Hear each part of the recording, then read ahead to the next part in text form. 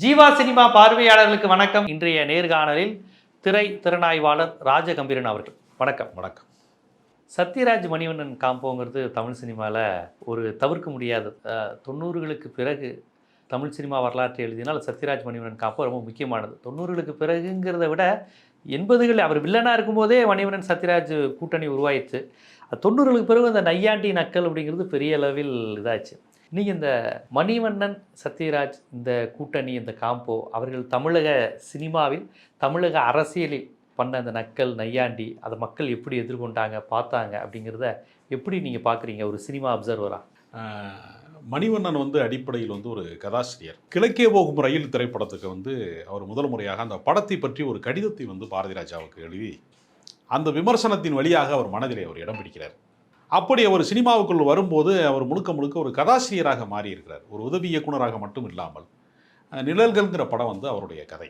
அவருடைய முதல் கதையே ஒரு வணிக ரீதியாக அது வெற்றி படமாக மாறவில்லை. சினிமாவுடைய மறுபக்கம் எவ்வளோ மோசமானதுங்கிறது தான் அந்த நிழல்கள் படம். சில பேருக்கு அந்த கனவு நிறைவேறாமல் போயிடுச்சுன்னா அது என்ன விதமான தாக்கத்தை உருவாக்கும் அப்படிங்கிறதான். அந்த படத்துக்கு இன்னொரு மிகப்பெரிய சிறப்பு, அவர் முதல் முறையாக அவர் கதாசிரியராக அறிமுகமான படம். அந்த படத்திற்கு இன்னொரு மிகப்பெரிய சிறப்பு என்னென்னா வைரமுத்து தான் பாடலாசிரியராக அறிமுகமாகும். இது ஒரு பொன்மாலை பொழுது. அந்த பாடலின் வழியாக தமிழகத்திற்கு ஒரு தெக்கத்திலிருந்து ஒரு கவிஞன் வைரமுத்து பாடலாசிரியராக அறிமுகமாகிற படம். அதே மாதிரி பார்த்தீங்கன்னா அலைகள் ஓய்வதில்லை கதையும் மணிவண்ணனுடைய கதை.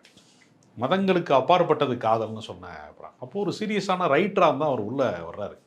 அதற்கு பின்னாடி அவர் கோபுரங்கள் சாய்வதில்லை மூலமாக இயக்குனர் அவதாரம் எடுக்கிறார்.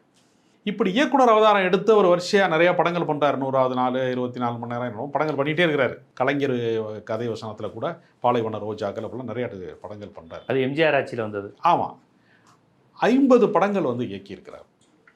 400க்கும் மேற்பட்ட படங்களில் நடிச்சிருக்கிறார்.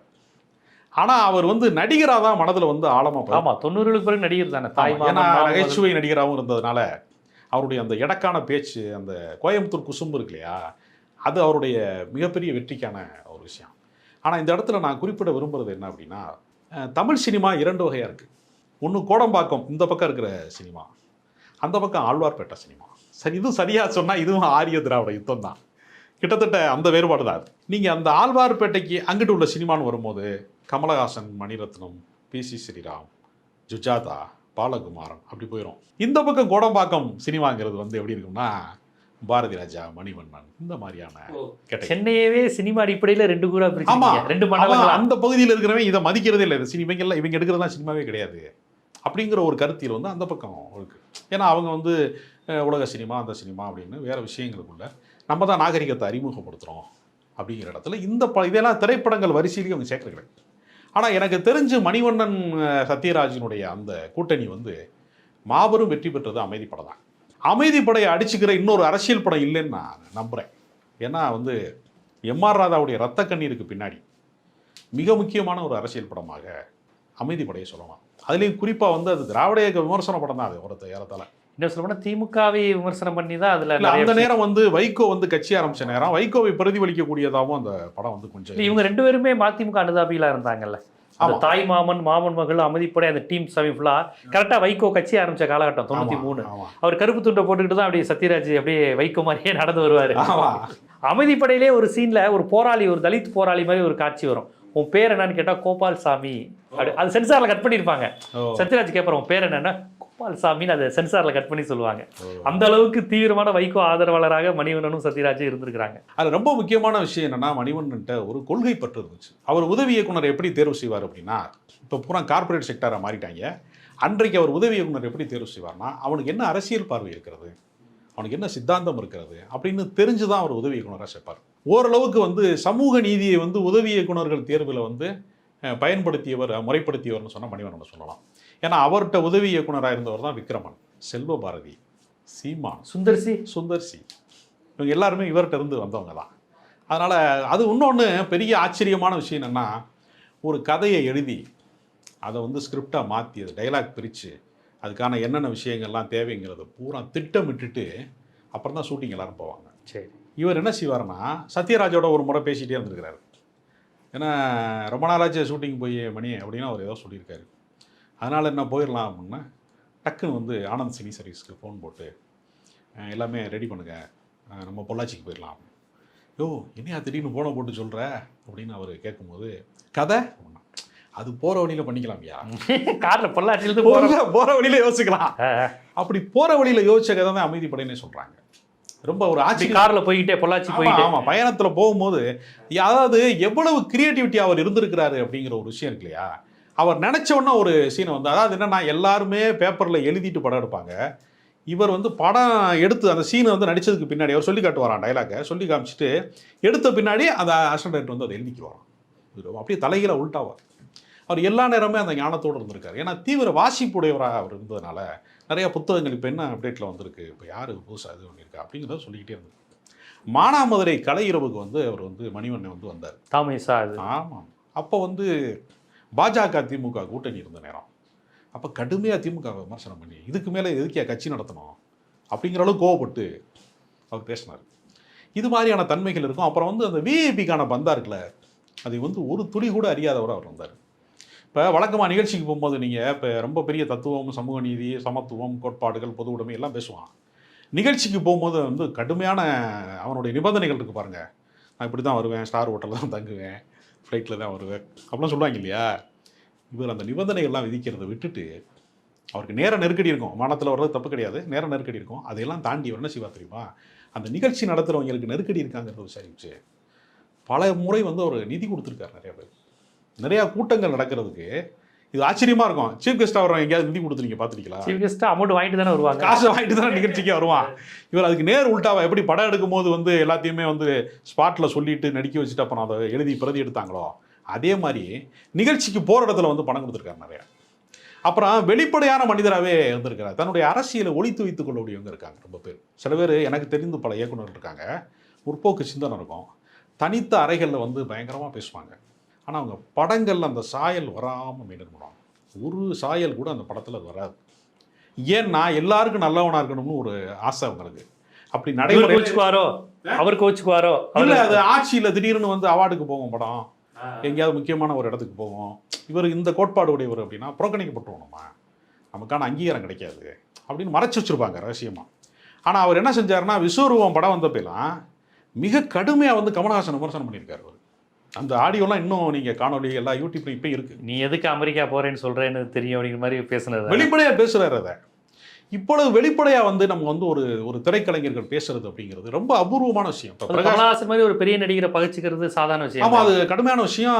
வந்து மணிவண்ணன் இறந்ததுக்கு கமலஹாசன் இரங்கல் கூட தெரிவிக்கிறதுனால தன்னை அவ்வளோ கடுமையாக விமர்சித்தார் அப்படிங்கிற அவ்வளோ கோபத்தில் அந்த உண்மையினோட நெருப்பு அவர்கிட்ட எப்போவுமே இருந்துச்சு. அவர் வந்து அவர் நம்புகிற மார்க்சியம், தமிழ் தேசியம், பெரியார் சிந்தனை, இந்த கோட்பாட்டு ரீதியான விஷயங்களில் அவர் நடிகனாக இருந்தாலும் அவர் திரைக்கலைஞராக இருந்தாலும் அதை ரகசியமாக வைத்துக்கிறார்.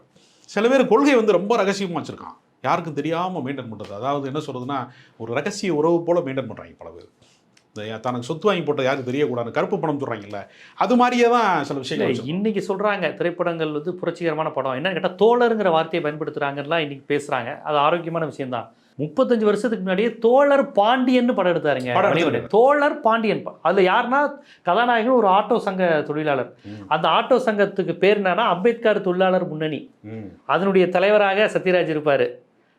யாருன்னு கேட்டிங்கன்னா தோழர் பாண்டியன். பெரியார் படமும் அம்பேத்கர் புத்தகத்தையும் படிச்சுட்டே இருப்பார் படம் முழுக்க. இன்னொரு விஷயம் என்னென்னா, அவர் கதாசிரியராக இயக்குனரெல்லாம் ஆகிட்டார். அவரை நடிகர் அவதாரம் எடுத்தது அப்படிங்கிற விஷயத்தில் வந்து பாரதி ராஜா படத்தில் அவர் வில்லனா ஆகிறாரு. ஆனால் அதுக்கு முன்னாடியே கொடி பறக்குது தான். ஆமாம்.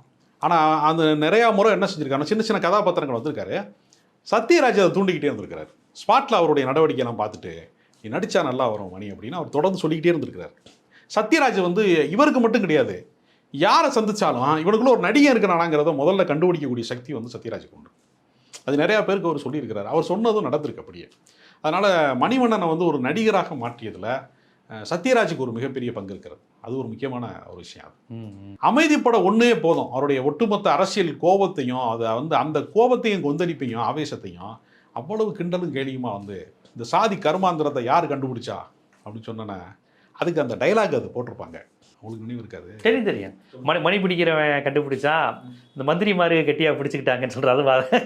அது எப்படி சொல்லுவாங்கன்னா, இந்த சாதி கர்மாந்திரத்தை யார் கண்டுபிடிச்சா, ஆனால் யார் கண்டுபிடிச்சா மணி அப்படின்னா, மணியாற்றவன் கண்டுபிடிச்சான், மந்திரி மாதிரியே கெட்டியாக பிடிச்சிக்கிட்டாங்க அப்படின்னு ஒரு டைலாக் போகிற போக்கில். அதே மாதிரி பார்த்தீங்கன்னா, உன்னை மறக்கணும்னா என்ன செய்யணும் அப்படிங்கிற ஒரு டைலாக் வரும்போது இதையெல்லாம் பழசையெல்லாம் மறக்கணும்னா என்ன செய்யணும் அப்படின்னா இவங்களுக்குள்ள சண்டையை மூட்டி விட்டணும், கலவரம் பண்ணிட்டா அவங்க பழசையெல்லாம் மறந்துடுவாங்க அப்படின்னு ஒரு விஷயத்தை வந்து ஒரு அரசியல் உத்தியா பயன்படுத்துறதா சீன் வச்சிருப்பாரு. ஜாதி கலவரத்துக்கு பின்னாடி இருக்கக்கூடிய அரசியலை சொல்லியிருப்பாரு, எப்படி திடீர்னு சாதி கலவரங்கள்லாம் உருவாகுது அப்படிங்கிற இதை வந்து சொல்லியிருப்பார். இன்னைக்கு இருக்கிற மணிப்பூர் கலவரம் வரைக்குமே அரசாங்கம் நடத்தக்கூடிய அரசியல்வாதிகள் நடத்தக்கூடிய கலவரங்களுக்கு பின்னாடி என்ன அரசியல் இருக்கிறது என்பதை மறுபடியும் இப்போ உட்காந்து நீங்க அமைதிப்பட போட்டு பார்த்தீங்கன்னா எல்லா அரசியல் நுட்பமும் புரியும். பாபர் மசூதி இடிப்பு இதையெல்லாம் கூட நாசுக்கா சொல்லியிருப்பாரு, கோவில் இடிப்பு இதை பற்றிலாம் கூட வரும்.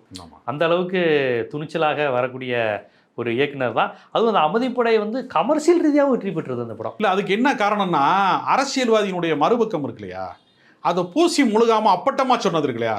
நான் வந்து ராஜராஜ சோழனுடைய பரம்பரை, இப்பயும் சொல்றான்ல நான் ஆண்ட பரம்பரை, நாங்க யார் தெரியுமா அப்படின்னு சொல்றான். ஆனா உண்மையிலேயே ஆண்ட பரம்பரையுடைய வாழ்க்கையில என்னவா இருக்கு, திப்பு சுல்தானுடைய வம்சாவளியில் இருக்கக்கூடிய பேரை வந்து கல்கத்தாவில் ரிக்ஷா ஓட்டிட்டு இருக்காங்க. இதுதான் உண்மை.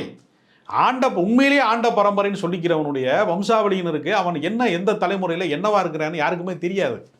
இன்னும் வந்து இந்த போலி பெருமிதங்களை சொல்லக்கூடியவன், அந்த ஜாதி பெருமிதங்களை சொல்லக்கூடியவன், அதையெல்லாம் வந்து ஒரு பெரிய அம்பலப்படுத்தக்கூடிய காட்சிகளாக திரைப்படங்களை வச்சிருக்கிறார். அந்த பெருமிதங்கள் கற்பிதங்களை தூக்கி போட்டு உடைச்சிருக்கிறார். ஆமாம்.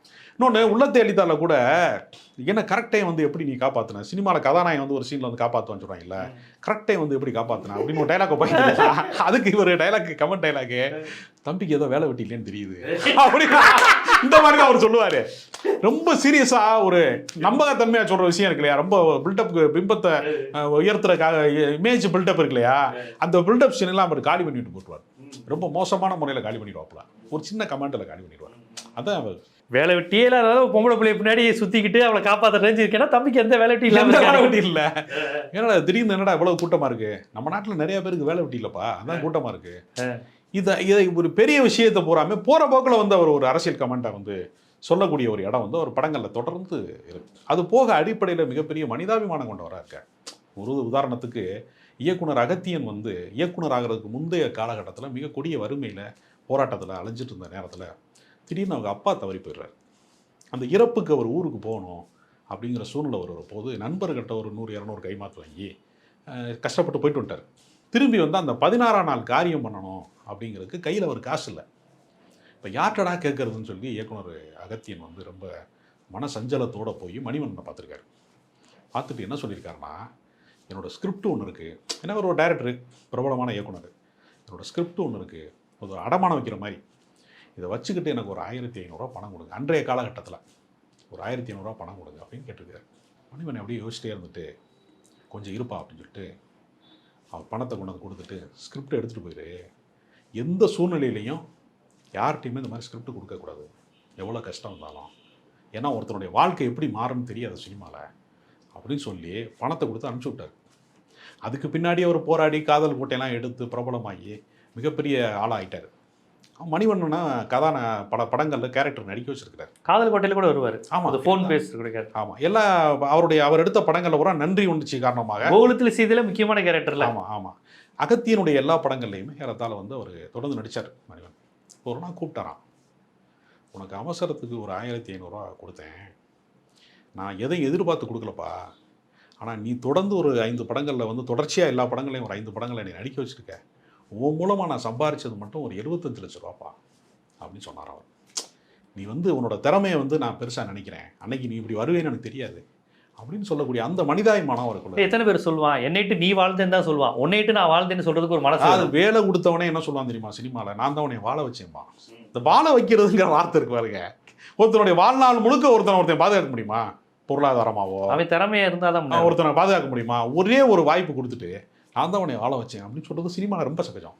அந்த ப்ரொடியூசர் தான் வந்து வாழ வச்சார் அப்படிமா.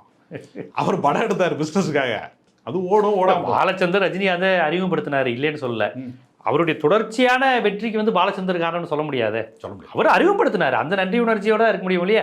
அதுக்கப்புறம் அவர் பஞ்சர்ணாச்சலத்தோடையும் கிட்ட அடிச்சாரு, எஸ்பி முத்துராமனோடையும் கிட்ட அடிச்சாரு, இப்போ கடைசியாக லோகேஷ் கனகராஜோட வரையும் நிற்கிறாருன்னா அவருடைய உழைப்பு தானே காரணம். யாரையும் நிரந்தரமாக தூக்கி பிடிக்கவோ பாதுகாக்கவும் முடியாது. அது யதார்த்தத்தில் வந்து ரொம்ப பேர் புரியாத விஷயம் என்னென்னா, அவர்னால தான் இவர் வந்தார் அப்படின்னு சொல்லிகிட்டே இருக்கான். அப்படி கிடையாது. ஒருத்தர் அறிமுகப்படுத்துறாரு, ஒரு பாடலாசிரியர் அறிமுகப்படுத்துறாரு, ஒரு நடிகன் அறிமுகப்படுத்துறாருன்னா அதற்கு பின்னாடி அவங்களுடைய உழைப்பு நிறையா இருக்கிறதுக்குள்ள. ஆனால் தொடக்கத்தில் அந்த கருணையை நன்றியோட சொல்கிறதுங்கிறது தப்பு கிடையாது.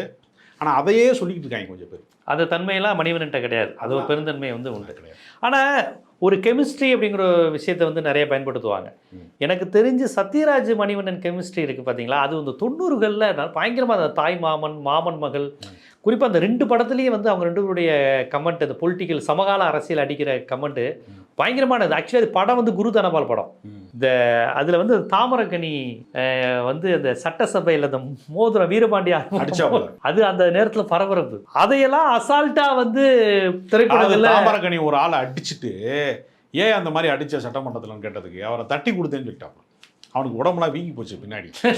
அதை வந்து சும்மா தட்டி கொடுத்தேன் அப்படின்னு சொல்லக்கூடிய அளவிற்கு தாமரக்கனியோட அந்த நடவடிக்கை இருந்துச்சு. அதையெல்லாம் அவருடைய படங்கள்ல அவர் வந்து அசால்ட்டாக வச்சிருவோம். அது கவுண்டமணியும் சேர்ந்ததுனால அது செம்ம இதாக இருக்கும். அது கவுண்டமணி கிட்ட அடிப்பார் சத்யராஜா.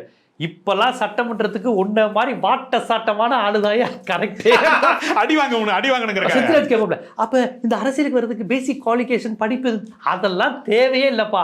ஆள் இன்னைக்கெல்லாம் அடியாள் மாதிரி இருக்கிறவங்க தான் சட்டமன்றத்துக்கு ஆள் எடுக்கிறாங்க அப்படின்னா செம்மக்கா. அப்புறம் இன்னொன்று மணிவண்ணன், நான் என் அரசியல் வாழ்க்கையை விட்டே போகிறேன் அப்படின்னு நான் போயிட போகிறேன் வாப்ல கவர்மெண்ட் சொல்லாப்ல. இப்படி ஒரு நாள் நீ சொல்ல போகிற, நாங்களாம் தடுக்காமல் அப்படியே விட்டுற போகிறோம், அன்னைக்கு இருக்கு உனக்கு ஆஃப். இதெல்லாம் அந்த அரசியல்வாதிகள் குறித்து அதை பகடி செய்வதிலேயே அந்த எம்எல்ஏக்கு வந்து கோவணத்தை நான் தான் தோப்பேன் சண்டை போடுவாங்க. அமைதிப்படையில சண்டை போடுவாங்க. ஏடா நேத்து கட்சிக்கு வந்துட்டு நீ வந்து இந்த மாதிரி வந்து நீ வந்து அது கோவணம் துவைக்கணும்னு சொன்னா என்னடா நியாயம் இருக்கு உங்ககிட்ட அப்படின்னு சொல்றது இருக்குல்ல. ஒரு சீனியாரிட்டிக்கு மரியாதை இல்லையா? எந்த மரியாதை இல்லையாடா. இந்த முறை ஊட்டிக்கு வந்து ஹனிமூனுக்கு தனியாக தான் போகணும் போல இருக்கு அப்படிங்கிற டைலாக்லாம் இருக்குல்ல. அது மாதிரி இந்த மடிப்பம்சாங்கிற கேரக்டர், விசித்ராவுடைய கேரக்டர், இந்த மாதிரி நிறைய விஷயங்கள்ல அரசியல்வாதிகளுடைய பலவீனங்கள், அவங்களுக்கு இருக்கக்கூடிய அந்த கேரக்டர்ஸ்லாம் ரொம்ப துல்லியமா எப்படி வந்து, ஏன்னா நமக்கு தெரியும் நேற்று வரைக்கும் சாராயம் வித்துருப்பான், திடீர்னு பார்த்தா கல்வி தந்தேன்னு சொல்லுவாங்க. அவன் சமூக விரோத செயல்களில் ஈடுபட்டு சில பேர் வந்து என்ன பண்ணுவான்னா கொஞ்ச நாள் கழிச்சு திடீர்னு சட்டமன்ற உறுப்பினராக இருப்பான் அல்லது மந்திரியாக இருப்பான். இவங்க தொடங்கின இடம் ஒன்று இருக்கு இல்லையா, அந்த தொடங்கின இடத்துக்கு வந்து சேர்ந்த இடத்துக்கு அந்த மாண்புமிகுன்னு ஒரு இடம் இருக்கு பாருங்க. எந்த மாண்புமே அவனுக்கு இருக்காது. அடிப்படையில் தந்தை பெரியார் தான் சொல்லுவாராம், நேற்று வரைக்கும் குலகாரனுக்கு வாதாடினவன், நேற்று வரைக்கும் களவாணி பேருக்கு வாதாடினவனை கொண்டு வந்து நீதிபதினு சொல்கிறான் இல்லையா, நீதி அரசனுங்கிறான் இல்லையா, நீதிமான்கிறான் இல்லையா, அதை சொல்கிறது வந்து ரொம்ப துல்லியமாக அந்த சென்ஸை வந்து அவர் கரெக்டாக வந்து எம்ஆர் ராதா அதை எடுத்துக்காமப்பார். எம்ஆர் ராதா அந்த விஷயத்தை இது பண்ணுவார். நீங்கள் சொல்கிற மாதிரி எம்ஆர் ராதான்னு தான் நினைக்க வருது. எம்ஆர் ராதா மாதிரி இவரும் ஒரு பகுத்தறிவு கருத்துக்குள்ளே கிண்டல் அடிச்சுட்டு கேள்வி பண்ணிட்டு வரக்கூடிய விஷயத்தை தொடர்ச்சியாக அவர் பண்ணியிருக்காரு. ஆனால் இப்போ என்ன சமகாலத்துலன்னா அரசியலற்ற படங்கள் நிறைய வந்துக்கிட்டே இருப்பாங்க. இப்போ நீங்கள் ஆக்ஷன் படம்னு பெருமிதமாக நம்ம பேசுகிறோம்ல, அது உண்மையிலே என்னென்னா கொடிய வன்முறை படங்கள். எதெல்லாம் குழந்தைகள் கண்களிலே எதையெல்லாம் காட்டக்கூடாதோ, எந்த ஆபாசத்தை காட்டக்கூடாதோ, எந்த ரத்தத்தை காட்டக்கூடாதோ, எந்த உச்சபட்ச வன்முறை காட்டக்கூடாதோ, அதை பூரா தொடர்ச்சியாக திரைப்படங்களை காட்டிக்கிட்டே இருக்கான். கேட்டால் அது ஆக்ஷன் படம், அதுதான் ட்ரெண்டிங்கிறான். அதுக்கு பின்னாடி ஒரு வந்து இந்த சமூகத்தை வந்து எப்படி வழிநடத்தணும் அப்படிங்கிற பார்வை இருக்குல்ல, ஒரு அரசியல் பார்வை இருக்குல்ல, அது எனக்கு தெரிஞ்சு ஜனநாதனுக்கு பின்னாடி பெரிய அளவில் இயக்குநர்கள்ட்ட இல்லை. இப்போ இந்த மணிகண்டன்ட்ட இருக்குது, காக்கா முட்டை எடுக்கிற அந்த மணிகண்டன், ஜெய்பீம் எடுத்த இயக்குனர் ஞானவேல், நம்ம ரஞ்சித், மாரி செல்வராஜ் போன்றவர்கள்ட்ட அரசியல் பேசுகிறாங்க, அரசியல் பார்வை இருக்குது. அந்த மாதிரி இந்த இளம் இயக்குநர்கள் கொஞ்சம் பேர்ட்ட இருக்குது, அதை நம்ம மறுக்க முடியாது.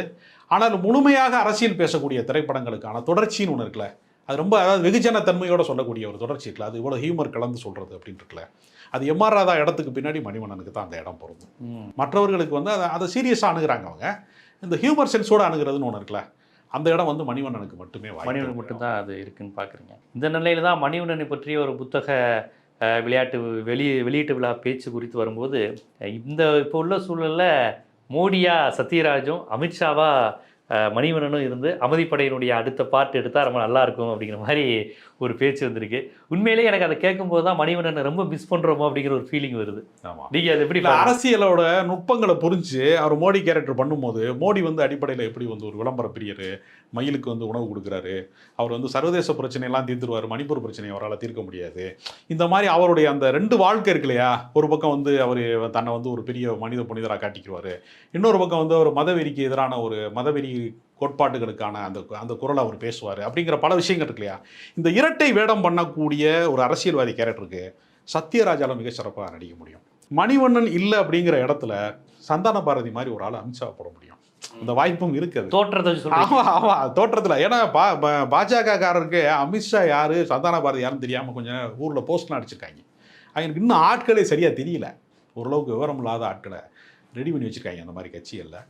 அதனால் அந்த அரசியல் புரிதலோட கூடிய ஸ்கிரிப்டை வந்து உருவாக்கக்கூடியவர்கள், அதை தயாரிக்கக்கூடிய தயாரிப்பாளர். ஏன்னா இவ்வளோ துணிச்சலாக இந்த மாதிரி ஒரு விஷயங்களை படம் எடுக்கிறதுக்கு முன் வருவாங்களாங்கிற கேள்வியெல்லாம் இருக்குது அதில். அப்படி முன் வந்தாங்கன்னா சத்யராஜ் மிக பொருத்தமானவர். சத்யராஜிட்ட பார்த்துங்க, அது மாற்று கருத்து கொண்டவராக இருந்தால் கூட அந்த கேரக்டர்ல நான் நடிக்கணும் அப்படிங்கிற ஆசை இருக்கு பாருங்க.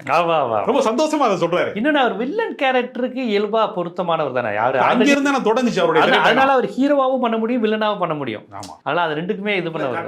பாகுபலியிலேயே கட்டப்பா கேரக்டர் வந்து துரோகம் செய்யக்கூடிய அல்லது வந்து ராஜ விசுவாசம்ங்கிற பேர்ல வந்து சக மனிதன் மீது வந்து கருணை காட்டாத ஒரு கேரக்டர். அதில் பாகுபலியில வந்து கட்டப்பா கேரக்டர் வந்து ரொம்ப சிறப்பாக வந்து சத்யராஜ் பண்ணார். அதனால வில்லனா நடிக்கிறதா இருந்தாலும் சரி, நல்லவனா நடிக்கிறதா இருந்தாலும் சரி, எல்லாத்திலுமே ஒரு எக்ஸ்ட்ரீமா நடிக்கக்கூடிய ஒரு ஆற்றல் வந்து அவருக்கு இருக்கு. ஆனால் அரசியல் மதிநுட்பத்தோடு அணுகக்கூடிய அந்த இயக்குநர்களுடைய பார்வை என்பது, கொஞ்சம் ஹியூமர் சென்ஸோட கூடிய பார்வை என்பது சமகாலத்தில் கொஞ்சம் குறைந்துகிட்டே வருது. அது அந்த ஒரு முயற்சி யாராவது முன்னெடுத்து. அரசியல் உணர்வும் குறையுது, நகைச்சுவை உணர்வும் குறையுது, ரெண்டையும் நம்ம பொருத்தி பார்க்கணும். ஆமாம், நகைச்சுவைனாலே டபுள் மீனிங், பெண்களை இழிவுபடுத்துவது, இல்லாட்டி யாரையாவது உருவ கேள்வி செய்வதுங்கிறது தமிழ் சினிமாவில் ஒரு 85% பதிஞ்சு போச்சு. பொலிட்டிக்கல் சென்ஸ் இருந்தால் தானே அவனுக்கு அதோட சேர்ந்த காமெடி சென்ஸ் வரும். ஆமாம், பொலிட்டிக்கல் சயின்ஸ் இல்லாதப்போ அது என்னன்னா, அரசியல்னா அதை ரொம்ப வந்து சீரியஸாக மட்டும்தான் சிந்திக்க முடியுங்கிற ஒரு மனநிலை பல பேருக்கு இருக்கு. ஆனால் அரசியலில் எவ்வளவு அபத்தம் இருக்கு, எவ்வளவு கேவலப்பட்டவங்க இருக்கிறாங்க, எவ்வளவு மோசடிக்காரங்க இருக்கிறாங்க அப்படிங்கிறத அவனுடைய அந்த மறுபக்கம் எவ்வளவு இதாக இருக்கு. ஏன்னா நீங்கள் யோசிச்சு பாருங்க, உலகமே வந்து மிரண்டுகிட்டு இருந்த ஒரு ஹிட்லரை ஒருத்தன் காமெடியை நான் பார்த்ததுன்னு ஒரு இடம் இருக்கு பாருங்க, சார்லி சாப்ளின். அதுக்கு ஒரு மதிநுட்பம் வேண்டும். அந்த மாதிரி தான் சமகால அரசியலில் நடக்கக்கூடிய அபத்தங்களை பூராமே ஒரு ஹியூமராக மாற்றக்கூடிய ஆற்றல் வந்து மணிவண்ணன்ட்ட இருந்துச்சு. ஆனால் மணிவண்ணன் வந்து மறக்கக்கூடாத ஒரு மனிதர். அந்த மார்க்சிய சிந்தனையாக இருக்கட்டும், தமிழ் தேசியமாக இருக்கட்டும், எல்லாரையும் வந்து அரவணைத்து போன ஒரு பண்பு அவருக்கு, ஒரு பெரிய ஆற்றல் அவருக்கு இருந்திருக்கு, மனிதநேயமாக இருக்கிறது. இது மட்டும் இல்லை, அமைதிப்படை வந்து அந்த நேரத்தில் மதிமுகவை ப்ரமோட் பண்ணுற படங்கிற மாதிரி சொன்னோம். பொதுவாக எம்ஜிஆர் பீரியடில் எம்ஜிஆர் விமர்சிக்க மாட்டாங்க. இனி ஒரு சுதந்திரம் படத்தில் அதிமுக ஆட்சி கால படம் தான் நினைக்கிறேன். அது இந்த புதுசாக பாலிடெக்னிக் முதலாளிகள், கல்வி வள்ளல்கள் தோன்றாங்கிறத அப்பயே சொன்ன படம் அது. அந்த படத்துல இனி ஒரு சிவகுமார் நடிச்சிருப்பாரு. எந்த அளவுக்கு ஊழல் இருக்கு, சுதந்திர போராட்ட தியாகி மாதிரி. ஆமா, அந்த மாதிரியான கான்செப்டையும் அவர் சொல்லியிருக்காரு. அதிமுக ஆட்சியிலையும் விமர்சனம் பண்ணி எடுத்திருக்காரு, திமுக ஆட்சியிலையும் விமர்சனம் பண்ணி எடுத்திருக்காரு. ரெண்டையும் நம்ம பண்ணணும்.